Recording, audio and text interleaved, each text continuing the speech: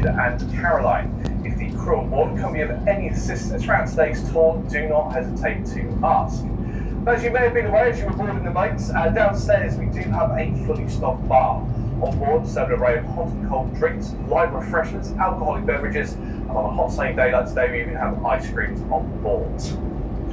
So folks, as we get things underway, we are going to start a tour here on our right hand side, as we currently have a great view of HMS Warrior.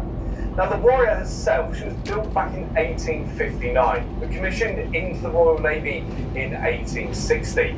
This therefore makes her part of our Victorian fleet. Now back in the Victorian times, the Royal Navy was divided into three distinct sections. There was a red fleet, a white and a blue. And Warrior was flagship to the Red Fleet. At the time, it was the highest ranking fleet of all three. And therefore, it was deemed until this very day that she should still fly her iconic red ensign flag from above the captain's cabin. If you look carefully enough, you'll still see it flying there even to this very day. Well folks, as we leave the dockyard, we go around the corner here on the right. As we do this, I would like to welcome you all to His Majesty's Naval Base Portsmouth. This is the largest naval base in the country, and it plays home to roughly 2/3 of the Royal Navy's surface fleet. Now the first jetty of the base is the one currently on our right hand side. It's called the South Railway Jetty, and it gets its name because it used to be as far south that the railway line here in Portsmouth used to extend to. Now that was until many years ago when it was completely removed, but the only remaining part of it today is this blue front building you see on the northern end here. That is the old waiting room, so this would be where the troops would go prior to catching their trains to take them often up to London. But obviously with the train line gone from the area, the jetty is now the home to the big red brick building in the background, the one with the sandy coloured tower on top of it. The building itself is known as Semaphore Tower. This plays home to a group known as Portsmouth VTS, that stands for Vessel Trafficking Services. These are the people in charge of all the shipping movements in the harbour. Go from the start of this tour to the movements of our warships, traditional ferries, either wide ferries, and all the yachts and boats on our left-hand side. Basically, everything that moves around this harbour goes through the people in that tower first.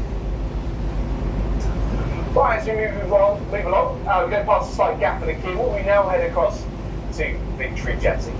This of course gets its name because you're surely going to see HMS Victory is located in the background. For now though, she's been obscured from view by A389. This is the former RFA Wave Knight. Wave Knight belongs to the Royal Fleet Auxiliary. Now they support the Navy in all their operations all around the world. This ship, when she was active, was known as a fast fleet tanker. That meant she would go along and she would replenish warships whilst they were out at sea. Primarily with fuel and to a degree oil as well. But sometimes she even carried food, water, medical supplies and sometimes even ammunition as well. But unfortunately, a few years ago, the ship was deemed surplus to requirements. This is all thanks to the introduction of the brand new Tide class tankers, which have been phased into service over the past few years. So this one was decommissioned, taken out of service, and has since been here in Portsmouth, waiting for us to take it to be decided. For quite a while, it was unknown. We didn't know whether she was going to be sold, whether they were going to scrap her, but it has now been decided she's going to go to Canada. Now she's going to go to Canada very soon. There she'll undergo some minor repair works, and eventually she'll go into service before NATO.